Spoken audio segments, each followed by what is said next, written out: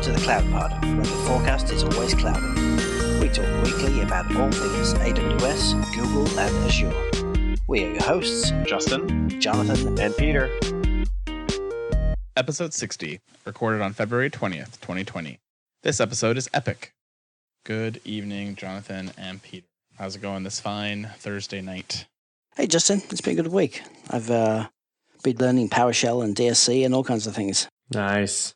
We'll put that on your tombstone. He had to learn DSC and PowerShell, and that's what did him in. That which does not kill you makes you stronger. Or it makes you hate PowerShell more. One of the two.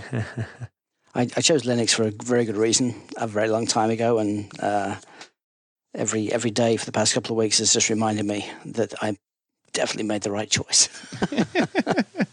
Well, you wouldn't be a coder if you had chosen Windows.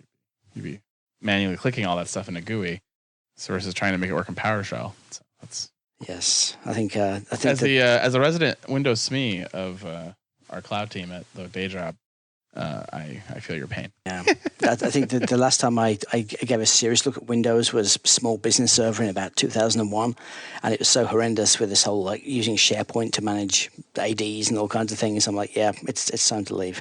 Windows Small Business Server isn't. It's like calling Windows Bob a real operating system. So yeah, that was a rough one, and it's still rough even today. Luckily, the cloud takes all of that away from them. Do they still sell it? I think they do. Oh no, I haven't looked in a long time. Let's see, Windows Server 2016 Small Business Edition for Windows Server 2016. Yeah, yep, they still do meant up for up to 25 users and 50 devices. Pretty awesome. Well, let's get on to more exciting news than our reminiscing about how bad Windows Server Small Business Edition is. The first one is that the Amazon has won in court. Apparently, the U.S. judges have agreed with Amazon that there should be a stay on the Jedi contract, and so they have stopped all work between the DoD and Microsoft. Judge Patricia Campbell-Smith issued a preliminary injunction, but did not release her written opinion yet. She also ordered Amazon to post $42 million in the event the injunction was issued wrongly. This had a pretty negative impact to Microsoft's share price, dropping $17 billion in market capitalization in just 5 minutes after this was announced. So a pretty unfortunate turn of events if you were on Microsoft stock, or if you were shorting, you're a really good position. The weird thing is it didn't touch Amazon stock in the slightest. Yeah, shouldn't have that gone down by 42 million? Yeah. Or up very slightly with the expectation that they're going to win a huge contract, right? Yeah. Or up 17 billion. Yeah, I don't understand how the stock market works. That's why I have computers do the investing for me, because I don't get it. That's why they call it market psychology. I completely understand why they went to do this, because $42 million is, it sounds like a lot, and it's more than the minimum contract value was going to be for Jedi to begin with. But, once you get your foot in the door with the government contracts, they just keep flowing in. So if they won Jedi, they'd almost certainly continue to win more and more business as the years go by, and $42 million is nothing compared with what the real potential is for that business over the next decade or so. That's true. I just wish I had 42 million to throw around. As a just in case I was wrong, insurance policy. Yeah. It's pretty interesting. So we'll see what happens with that. I assume Microsoft will appeal, or the DoD will appeal, or they will appeal jointly. That'll probably happen in the next week or so. So we'll keep you posted here on the Jedi News. The dark side is winning. Moving on to other AWS news. If you're using organizations, there's a new feature for you to use Amazon CloudFormation stack sets for multiple accounts. This allows you to create a stack set in Amazon organizations that can manage one or multiple AWS accounts. And you can use this to deploy centralized IAM roles, provision EC2 instances, or Lambda functions across AWS regions and accounts across your organization. Of course, stack sets simplify the configuration of resources when accounts are joining or removed from the org, and the simplified ability to create and define services essentially and orchestrate across an entire organization or use a powerful feature for many organizations. Yeah, I keep telling my customers that, they look at OUs and they're like, oh, I don't need service control policies, so I don't need OUs. And I keep replying with, this is it's not about what's there today for organization. It's about what's going to be there like tomorrow. And they're just going to keep adding these features for large organizations to leverage to organize all their accounts. So it's super important right now to nail down your organization's strategy and start organizing your accounts this way. I mean, moving an account into an OU is pretty trivial. It's everything after that that's hard. So yes, I agree. I think if they're just going with a flat organization, that's maybe not too bad. But yeah, if they want to have any level of CSPs and then potentially have to change that later, I think that is risky. And so I agree with you completely. Get those OUs structured correctly. I feel like there's some weirdness about this whole thing. I mean, with organizations, I think Amazon clearly missed the boat with organizations years ago, and it took them a long time to even launch the feature. And even now, it's still very immature. I would like to think that I could create, just within organizations itself, policies which I could apply to all my accounts without having to use CloudFormation. Like, why can't I create an IAM policy at the organizational level and push it out to all accounts without having to use this extra layer of orchestration? I mean, I kind of forgive them for that a little bit, because they were the first people to market with anything close to this kind of scale of accounts or any of this kind of stuff. The flip side of that is they've done a really good job of making sure that this actually works for people's real business use cases, because it's fine to say, great, you can apply it to all of your organizations today. All your accounts today, you can deploy VPC, you can deploy policies, you can do this stuff in all the accounts that are currently in the organization. But I think the really forward-thinking part about this is that you can pre-stage these configurations so that if you add an account in the future, it automatically deploys the same resources, and that's a real win. You could do this prior with CSPs, but the permissioning to get things to work cross account-wise was a bit difficult, and you had to do some trial and error and really work on your IAM policies to allow you to invocate the things across the different account sets. In this new stack set option, they actually manage that for you to address all of those kind of weird gaps and weird edge cases around cross account roles and how you invoke them and all that. So that's one of the advantages of this kind of new service with stack sets. They kind of handle that for you. You can still do it the old way where you self-service those permissions and you have to then kind of do this more manually. This is just a way to make it simpler for people, and it's kind of built into CloudFormation because it's probably easiest for them to build that orchestration there. Yep. Well, I'm glad you didn't disagree. That's always a positive. Hey everyone, Jonathan here. I just wanted to take a minute to thank the cloud consulting gurus at Foghorn for helping make the CloudPod possible. These folks truly get it. Cloud consulting experts since 2008, they are premier tier partners with AWS, Google Cloud Platform Silver, and Microsoft Azure partners. From multi-cloud to containers to moving full production workloads to the cloud under the tightest compliance, Foghorn's team of full-stack cloud engineers have been there, done that, gotten the t-shirt, and are ready to share their experience with you. If you're in the market for some talent to supplement your team, visit www.fogops.io/thecloudpod. www.fogops.io/thecloudpod. Foghorn, the promise of cloud delivered. All right. Well, the next feature is an interesting one here. So they have enabled the ability to multi-attach provisioned IOPS EBS volumes to multiple EC2 instances. This is for customers running Linux on EC2. You can take advantage of provisioning IOPS EBS volumes to multiple EC2 instances. Each EBS volume can be configured to a maximum of 16 EC2 instances in a single AZ. Nitro supports attaching multiple multi-attach EBS volumes as well. And applications can attach multiple attach volumes as non-boot data volumes with reading and write permissions. A safety tip here, your application, though, must take care of all the write ordering to maintain storage consistency, or you need to leverage a third-party solution like GFS or Veritas file system, as this is not a feature if you're a faint of heart on losing and encrypting your data. There's a lot of gotchas on this. No additional cost for multi-attach EBS, but do remember you are paying for provisioned IOPS, which can get very, very expensive very quickly. It's weird that you have to have provisioned IOPS to get this feature, but I'm shocked it took this long to give us the opportunity to leverage this feature and take responsibility for our own data. I think we all understand what happens when two boxes write to the same block storage, but technology out there to help us with that, as well as just the super basic need of wanting to get block storage that we could read from many servers at once. So what do you think the real use case for this is? Because one thing notably missing from this blog post is, why they released a feature. I mean, I know that mounting the same volume on multiple instances could be great for sharing massive amounts of data without having to duplicate it for every single host in a cluster, or With GFS, you get a really good shared file system among cluster for sharing state for things. But they're kind of like missing the real use case for this, which is it's kind of surprising for me.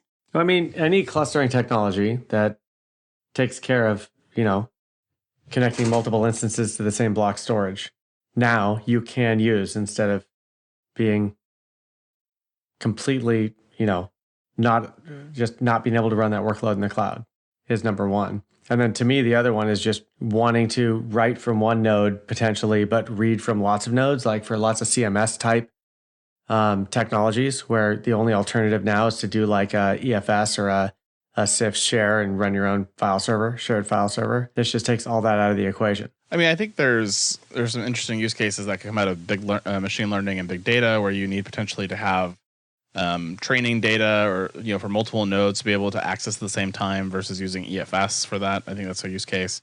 I can see some SQL Server use cases where potentially a read-only slave is actually able to pick up its the tran logs or different files for that replication via this mechanism. So there's definitely some interesting use cases. I do sort of feel like this is maybe step one of a enabling feature to enable a bunch of other things they plan to announce later in the year. And I do sort of expect to kind of maybe see it come down to normal EBS volumes, but for right now, because I/O is a bit unguaranteed in normal EBS, that this was a way to kind of guarantee some level of throughput to 16 boxes, where EBS might be limited in other ways. But I do think there's something coming here. It just is a matter of I don't know what it is yet, and I suspect that when it announces, well, I'll go, oh yeah, that makes perfect sense that they did that. You kind of hit the nail on the head with the IOPS thing. I think it kind of goes to show that provisioned IOPS aren't a host necessarily a host constraint, but when you provision IOPS, it's actually IOPS at the storage level. And so if you're going to split this thing into 16 hosts, then you need to provision those IOPS, and that makes a lot of sense. But it's only for Linux right now, not Windows. And my first thought on this, having spent 3 weeks working with Windows systems again, is Windows clustering with shared file systems, but it doesn't support Windows yet. I think I'd still like to see like an iSCSI attachment, because then at least I can attach to this volume from different AZs. This is still within a single AZ, which is still quite constraining. I think we're looking at the very early days of a set of features that's going to come around this in the next year. The single AZ, they'll eventually go multi-AZ. They'll add in non-provisioned IOPS potentially as well. I think, like I said, I think we're just seeing the tip of an iceberg here that has a lot of other really interesting use cases that might get enabled by this in the future. Yeah, I'm really surprised that Azure haven't announced something similar. Actually, they did. So apparently, they're announcing the preview of Azure shared disks for clustered apps. They actually launched this the day before Amazon launched their feature, but we go AWS first, and then Azure. So that's just unfortunate timing. Azure shared disk is the industry's, or at least the day before, was the industry's first shared cloud block storage. Azure shared disks enable the next wave of block storage workloads migrating to the cloud, including the most demanding enterprise applications currently running on premises or on SANs. This includes clustered databases, parallel file systems, persistent containers, and machine learning applications. The unique capability enables customers to run latency-sensitive workloads without compromising on well-known deployment patterns. Azure shared disks are available on premium SSDs and support disk sizes including and greater than P15s, which is 256 gigabyte blocks. Support for Azure UltraDisk will be available sometime soon to make your Azure UltraDisk world more complicated. There you go. Yeah, I wonder if this is actually, not to completely ignore the Azure announcement, but I wonder if this Amazon technology is actually just exposing the underlying technology from Aurora to end users. Isn't Aurora does have multi-writer though? But the application could be aware of that though. Yeah, I mean, that's true. You have it right ordered in the app. I think what it goes to show is that the Nitro platform that they built is what's enabling these new features, whereas previously they couldn't have supported this type of thing. Interesting. For Azure though specifically, I would have thought they would have had this from the beginning. Windows clustering with shared file systems on SANs has been like a core piece of Windows infrastructure for a very long time. So I think they sort of had it before because they were partnering with like NetApp and other file system vendors. With NetApp actually attaching NetApp storage to the Azure cloud. So they were providing it to you through third-party services and third-party partnerships. This is the first time they've offered to you natively through an Azure level service. Revisiting our Azure SQL Server performance benchmarks, Azure has doubled down on those benchmarks with GigaOM, and they have announced released a new study that they did in February. This time they did update the instance types, and this time they tried to match them. So they used the E32AS v4 with the P30 premium storage drives versus the R5A 8X large instance. So I looked at these servers. They are identical in the number of vCPUs, but the AWS instance has half the amount of RAM, so it can't cache nearly as much as the other one. It is interesting they chose AMD versus Intel. I'm a little miffed why they did that, but that's what they chose to go with. Again, I think we can stick with our advice we said last time, is that and Amazon's advice is that you need to test your own workloads with your own configurations on the clouds before you trust these third-party vendors. Yeah, it's pretty easy to rig these things. And even if you're not trying to rig them, it's so variable. I never put any stock in these type of studies. Yeah, they use the same proprietary testing benchmark that you can only get if you're an Azure partner or Azure vendor being paid. So it's one of those things you can't even reproduce these particular tests, which is kind of unfortunate. And then the last Azure story, Azure offline backup with Azure Data Box now in preview. With a massive need to transfer large data sets to Azure, coupled with the large backups reaching terabytes in scale, Azure intends to solve this with the new Azure Data Box to Azure Backup. This is a preview program for offline initial backups of large data sets via the Azure Data Box. You can seed large backups up to 80 terabytes per server offline to Azure Recovery Services vaults, with subsequent backups taking place over the network. Key benefits of this are it's simple, it's built-in, secure, and efficient. Super important for backups, right? You want it simple and make sure it works. I'm not sure what to make of this exactly. They say that they have an out-of-band solution for kickstarting the backups of very large data sets. Yeah, so basically they're giving you storage you put on premise. You point your Commvault or your semantic net backup at this. You do your initial backup up to 80 terabytes. You ship that to them. They load it. And then you do all your subsequent backups via the network. Okay. So, I mean, this is nothing revolutionary, but it's definitely somewhat helpful for companies that want to use that method to get to the cloud. It seems more like a use case than a technology. I mean, the data box has been around for a while. So, I mean, using it to do backups is kind of like, well, isn't that what it was always designed for? Just like Snowball. Yeah. Yeah, but now it's sort of integrated, right, into the backup service. Okay. You don't have to do all the hard work of putting in an object store and then figuring out how to get it backed up. I mean, after weeks and weeks of no Azure stories, Jonathan, I can't give you good Azure stories. I can only give you what they give us. No, I mean, it makes sense. And migrating, I think migrating old backups, we have a big challenge with right now is it's great you can migrate current data to the cloud, and that's really easy. But if you've got years worth of backups in a different format, whether it's a proprietary format or something else, like migrating those things to the cloud and actually getting out of your data centers is probably the next big challenge to be solved. So maybe they can start working on that. Well, moving on to our good friends in Mountain View at Google. There you have several news things coming out this week, which is pretty interesting. The first one, they have made running workloads on dedicated hardware better. Several new features are coming to their sole tenant nodes. Sole tenants, of course, are great for companies that require physical separation of compliance, high performance needs, or have licensing compliance requirements like Oracle. These new features include the ability to live migrate within a fixed node pool for bring your own licenses. So you can set up 5 or 10 of these sole tenant nodes, and you can actually migrate workloads between them. This allows you to do patching and things without taking downtime. The node group autoscaler allows you to autoscale sole tenant nodes up and down based on your workload requirements. And you can also now migrate workloads between sole and multi-tenant nodes with these new features. So if you are one of those companies that needs this flexibility and capability, there's quite a few new features for you on GCP. That's really awesome. Really, I mean, auto-scaling the hardware that you run the virtualized instances on is great. But I think live migration is probably even better than that because it solves the problem of, well, my hardware's gone bad, it needs maintenance. I don't have to shut down my long-running instance.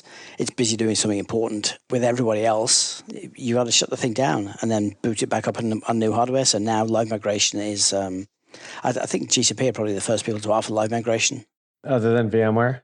Yeah, yeah, in the cloud, obviously. Yeah, it is. It's super awesome. And it still has its challenges for sure. I mean, you've got a busy VM with lots of cores and lots of the SQL Server or something like that. it takes a long time to do live migration, and sometimes it's not successful. But providing a service that offers that is really cool. I hope everyone does that in the future, because these notifications that your hardware's gone bad and you need to reboot your servers is real pain. I don't want to have to worry about that. Yeah, I don't want to worry about that either. All right, moving on to our next Google story. Logging has got a new friend. That's tracing. And this apparently love at first insight, according to Google. I love the pun there. Google has previously announced Stackdriver logging, and logging has many capabilities across the Google Cloud, as well as the ability to pull data from any other cloud or on-premise. Now with the new Stackdriver Trace available, this apparently grew up at Google and has a bit more particular about data. But by adding Trace to your logging, you now have the ability to show the complete request. The user has full stack observability. Trace features include the ability to show logs in line for each service call, drill into logs that relate to a particular service in the logs view, search across the entire request, see logs from the entire request, drill into a trace of the complete request, and diagnose the root cause of errors in the Trace UI. So tracing is a pretty great feature if you haven't used it. Things like Zipkin or the Open Tracing Framework. This is now all natively supported for you in the Google Stackdriver solution. So pretty nice. Cool. APM for Stackdriver. That's awesome. Yeah, we didn't talk about tracing with Mike Kelly from Blue Medora, but we should ask them what they were doing in that space. But they're going to do something cool with this as well. Most large organizations run 6 or even more monitoring tools. Each of them uses a mixture of data collection techniques from technology providers, open source communities, or custom integrations, and maintaining dozens of integrations across these tools can be a significant investment. Blue Medora introduces BindPlane, not another monitoring platform, but the industry's first monitoring integration as a service. BindPlane can gather data from over 150 technology data sources spanning your entire organization. Remove or reduce your reliance on expensive monitoring and SIM solutions by sending log data to Google Stackdriver, New Relic, or Azure Monitor. Check out the extensive list of integrations, all provided at no additional cost. Learn more and sign up for a free trial by visiting bluemedora.com/cloudpod. The link's available in our show notes, and as a bonus for CloudPod listeners, Blue Medora are offering Google Compute Platform credits to help get you started. BindPlane. Seamlessly stream hybrid cloud and on-premise metric and log data. Not all is completely rosy over in the Google Cloud. Apparently, they are laying off about 50 employees as it refocuses and restructures the Google Cloud. They didn't give those exact numbers, but that was what was reported in the market and what people kind of collected from Twitter. The release, they communicated organization changes to a handful of teams that will improve how we market, partner, and engage with customers in every industry around the globe. Speculation that this is required to shift focus towards services for large enterprise customers, and reports indicate there's also a focused effort to focus on non-U.S. markets as part of this transition. The strategy includes putting its AI work into specific verticals on retail, healthcare, financial services, media, and entertainment, and manufacturing. Small reorg for a company the size of Google, but still. Yeah, you think it's not even worth the bad press for it? Just find another job for them. Well, that's what they said in the article, was that most of them would be hired into different divisions or organizations inside Google. So why even report it? Yeah. They had to file those things here in California if you're a certain size organization. So that's what they do. Gotcha. But again, if they're moving internally, it's not really a layoff, other than it's a position elimination. But they're not going to go on to unemployment or anything like that. Is my guess. That is strange. I mean, even if they're focusing on other areas in the world, the cloud enables you to work from anywhere. So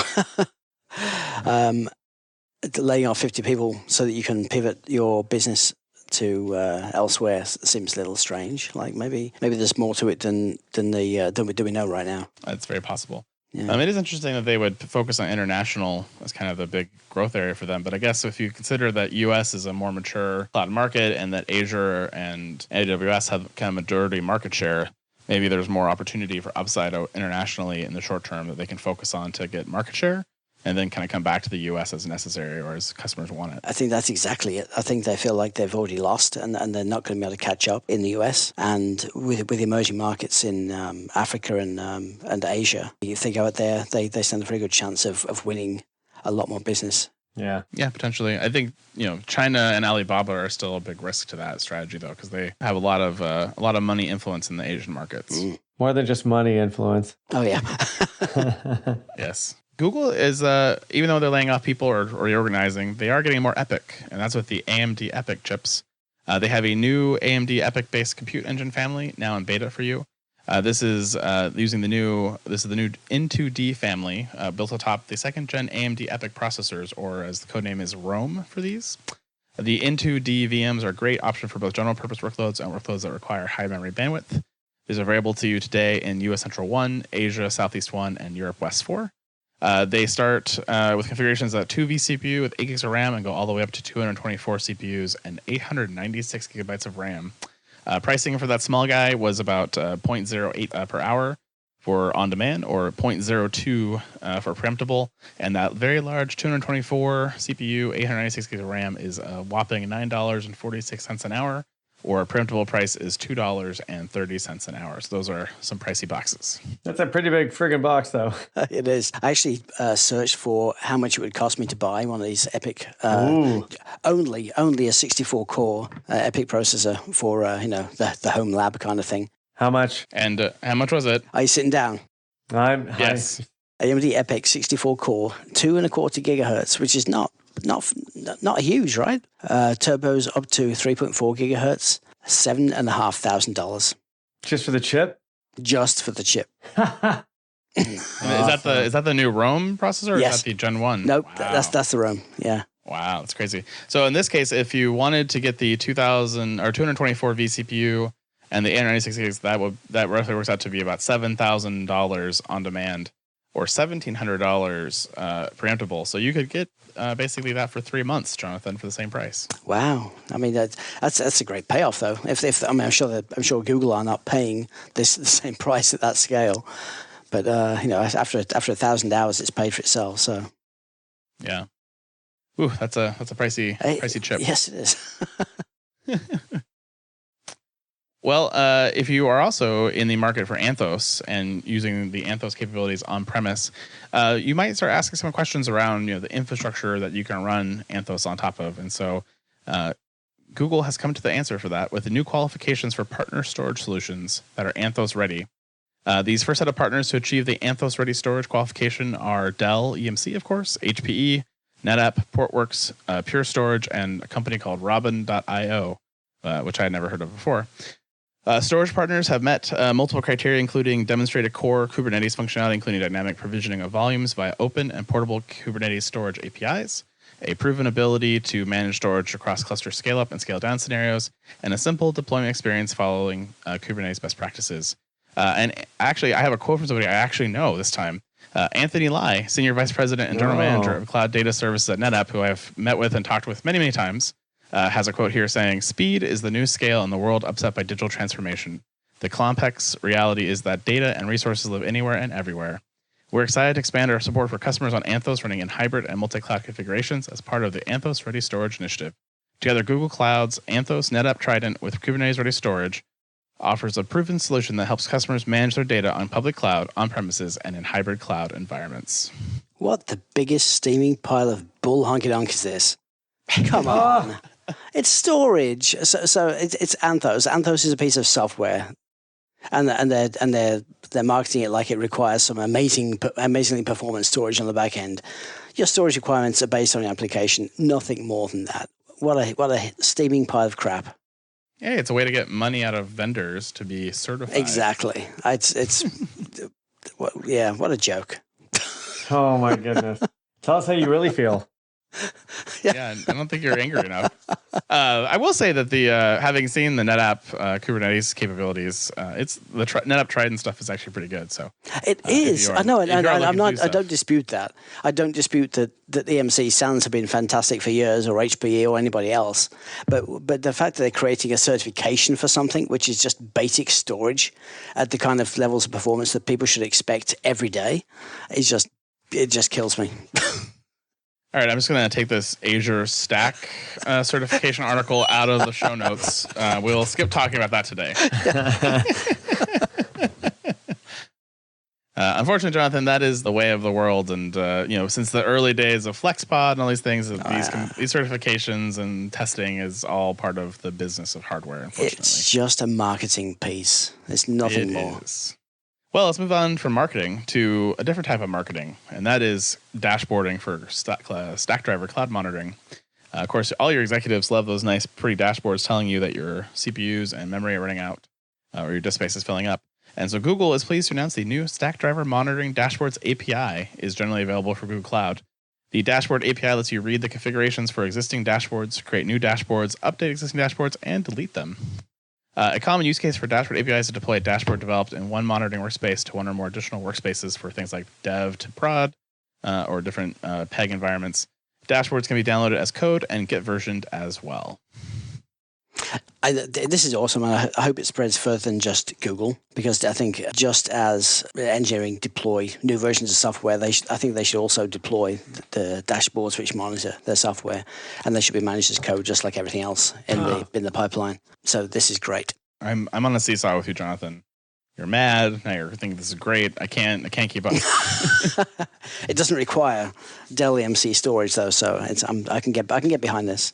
No, but seriously, defining dashboards as code instead of having somebody pointy clicky through the whole thing, it makes a lot of sense. I mean, you can lifecycle the whole thing. You can have dashboards tied to specific versions of the applications that are running natively without having to do clunky stuff in Splunk or anything else. So yeah. I like it. We built something similar to this for Elasticsearch, but we were too early for the market. Yeah. Now we can pull that off, dust it up, and ship it. Yep. You're like xDrive. Yes, exactly. There's a question here in an opinion piece. Is Google cooling on open source foundations? Google has been apparently one of the biggest tech supporters of open source software, but customers, partners, and members of the open source community say the company is slowly shifting its priorities. They referenced Istio as a perfect example of this. This is a project built by Google, IBM, and Lyft in May 2017. They discussed donating it to a nonprofit foundation, which is common practice. But Google controls 6 of the 10 seats of the steering committee, and they agreed to table the decision until it had found its footing. Of course, by 2019, everyone's using Istio. And with that momentum, Google has continued to make vague promises to its partners about donating Istio to a foundation. The most natural place would have been during KubeCon, but Google blindsided IBM and other partners by postponing any donation talk until an undetermined date. There's a quote here from Google. Google Cloud and the community are actively investing in continued project growth, sustainability, and adoption for both native and Istio. Transparency, governance, and inclusion are implemented across both projects to ensure distributed decision-making as much as possible. We welcome new community members, and anyone invested in the success of either project can help influence direction, much to encourage in Golang, TensorFlow, and other projects. Of course, by maintaining this control, Google could prevent cloud providers and integrated service providers and others that make Kubernetes successful from embracing Istio or provide GCP with a competitive advantage. And some of the speculation around this is that Google's a little upset that they gave away Kubernetes. Oh yeah, at the end of the day. Yeah. And so this is the area where the golden goose was given away, and now they're not sure they want to give away Knative and Istio. And this may be a way for them to get dominance over AWS or Azure without giving it away. It makes a lot of sense. I mean, as a public company, you have a responsibility to shareholders, and building technology like this and then basically giving it away for free and only monetizing the use of the technology in your own cloud, which is not like very successful right now. It must be quite disappointing for shareholders. I'm sure there's some pressure back to sort of capitalize on the intellectual property side of things rather than the actual usage of these tools. It must be a difficult situation to be in because everyone looks to Google as thought leaders and tech leaders, and if they stop providing solutions like this, then I think they'll take a hit to their reputation. People won't want to go and work for them because people do embrace the thought of open source in general. So it's a tough line they have to navigate. Yeah. There's the final paragraph of this article, and I'm going to directly quote this versus paraphrasing like we normally do. Google doesn't have many advantages over AWS among the cloud buying public, and if Google loses the open source community, it is likely to lose the war. Either way, if Istio never lands at a foundation, Thomas Kurian will have sent a clear message. If you work with Google on open source project it controls, you're working for Google. So that would be a devastating impression to kind of cross the open source market in a really negative connotation. So this could be their AWS doesn't contribute to open source, flack for the Google Cloud is that if you're not going to source these things to community foundations, you're not really building open source tools. So it'd be really interesting to see how this kind of plays out over the next few months and if this messaging continues to go out there in a big way. Yeah, I also wonder if it's just Istio. Like, We see a lot of announcements around Anthos. This is the one product where they are there's a pretty significant premium put on the service over, the underlying compute resources. I just wonder if they're like, hey, this one, we're not going to give away. Well, it's also Knative as well, which is their ability to run Lambda type functions on top of Kubernetes. So it's not just Istio, it's also Knative. Both, right? Both of them are in this article. So yes, these are the only examples they have in this article so far, but we'll see as the Kubernetes ecosystem continues to mature if that starts changing. Right. Well, that is it for new news. Peter, do you want to take us to the lightning round? Which is not really the lightning round anymore, but yes. It's still lightning. It's just a slightly different format. But again, we are seeking your feedback if you like the new format. We're going to try it for this week and then next week, and then we'll reevaluate. So we have 3 weeks of this, and then we'll see if we like it or not. Kubernetes is now available on the Azure stack. So you can run Kubernetes on Azure for those who want the complexity of running Kubernetes on top of Azure, on top of Dell or HPE. It's now generally available. And may God have mercy on your soul. And apparently Jonathan will come after you. So watch out. I will. So for the sensitive listeners, Amazon Incognito now supports case sensitivity. In a shocking move, Amazon has embedded its AWS Systems Manager agent into ECS Optimized Linux 2 AMIs. Now, if only they would provide documents to actually upgrade the agent. You can now enable Amazon EC2 hibernation for on-demand and reserved instances through AWS CloudFormation. Will it still tell us if there's 6 more weeks of winter left? Ooh. AWS Systems Manager now enables auto-approval of patches by a specific date, which means that if you want to destroy a laptop with a bad patch from 2 months ago, you can do so with ease. What would Punxsutawney Phil say about that? I don't know, he's sleeping. He's sleeping, yeah. You open one eye, he's like, yep, forget this. Amazon MSK has increased the default broker limit per cluster to 30, allowing you to hang yourself in a Kafkaesque way even sooner. Oh, my goodness.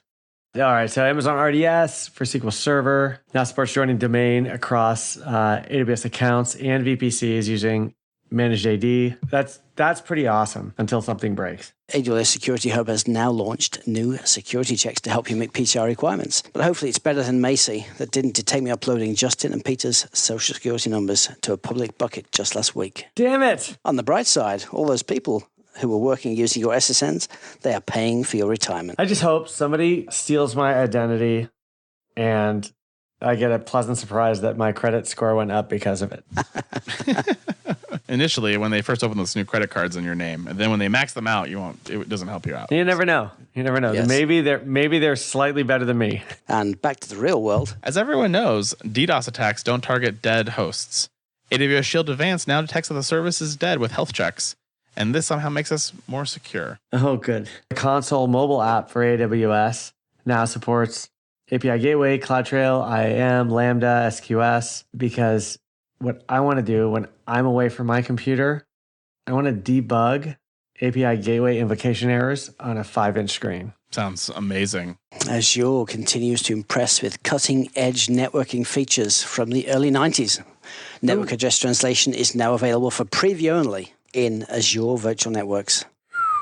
What comes next? Wow. Are they going to go for port address translation next? Maybe a little pat and nat action going on, yeah. And what I can only describe as the much worse version of Dynamo Global Tables, you can now restore Amazon Dynamo DB table backups as new tables in other AWS regions.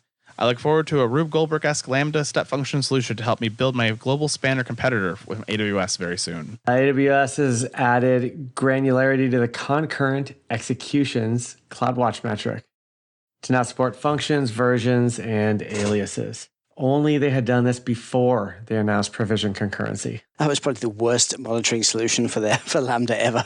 Amazon now allows me to consider public holidays when forecasting anything. But I do wonder how National Clam Chowder Day will affect our podcast listeners next week. Is it really? Absolutely. 2 cans of Boudin clam chowder in my cabinet. I'm going to eat them. Azure Firewall now controls the transmission, the horizontal, and the vertical, and will identify 1 million ports and rules, plus apparently now virtual Azure networks. Coupled with NAT support, they're really innovating. I love the outer limits. You just totally reminded me of the outer limits. I know, That's where I stole that from. I know what I'm going to do tonight. Just the reboot or the original? That's the more important question. Yeah. I don't know. Because the reboot was pretty good. I mean, like they both stand alone very equally. Like the new what's the other one with the Twilight Zone? The new Twilight Zone doesn't really compare to the original Twilight Zone, where the Outer Limit reboot they did in the 90s and the originals, they fit well together. Yeah. I don't know. I'm a Tales from the Crypt fan myself. Jonathan, you already buried the lead. Next week is National Chowder Week. But what else is coming up the next week, you guys, that we're excited about? I'm prepping for another out of the country trip to just to Mexico for a wedding. So I don't know if there's any cloud tasks that are going on in Tulum, Mexico, but I'm assuming I'm probably just going to be there hanging out on the beach. That means that the window is closing very quickly for the follow Ryron, get a sticker task. So if you have yet to follow Ryron01 on Twitter, it's RYRON01. You will not get that sticker when Ryan guest hosts to cover. That's Peter. right. So do keep that in mind. Do keep that in mind. Next week is the most important, or least important, depending on how you look at it, security conference of the year with the RSA Conference 2020 happening in San Francisco. So I do suspect that we might have some security news next week here on the show. So I am looking forward to see what that happens. I do like to ignore all of the LinkedIn emails coming to me from all the vendors saying, hey, if you're going to be at RSA next week, we'd love to get together. Because I am not going to RSA. I've never been to RSA, and I've never go to RSA. Really? Never. Have you avoided it? I find excuses not to go. Oh my goodness. That's pretty good. Yeah. So February 24th to 28th, you can go join the RSA conference. Yeah, good. Just make sure you take your spare laptops with you and don't get hacked. Not quite as bad as Black Hat, but... apparently, 2 days ago, Symphony Technology Group entered a definitive agreement with Dell Technologies to acquire RSA. Wow. What? That's news. Really?